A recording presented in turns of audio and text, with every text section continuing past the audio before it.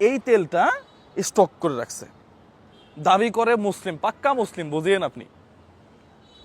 আমরা কিন্তু পাক্কা মুসলিম, 95%, 97% বলি আমরা, পাক্কা মুসলিমের দেশ। পৃথিবীর কোনো দেশে এরকম নাই। এই মুসলিম দেশে এবার হজ করতে যাবে, আইসে আবার ফতোয়া দিবে, মানুষের সামনে বক্তব্য দিবে, জমজমের পানি খাওয়াবে। এই লোকই করছে কি, এই তেলগুলা স্টক করে রাখছে। অবাক লাগে আমার কাছে, এই দেশটা না ঠিক হবে কবে? আমি মাঝে মাঝে না অবাক হয়ে যাই যে এই দেশের মা বাপ আছে। ভাবছিলাম যে 1 মাস চলে গেছে, এখন মনে হয় যে দেশটা একটু ঠিকঠাক হবে। যা তাই, যা তাই।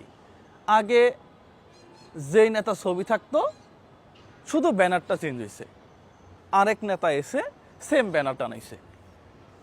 আগে যে দল মিছিল করতো, এখন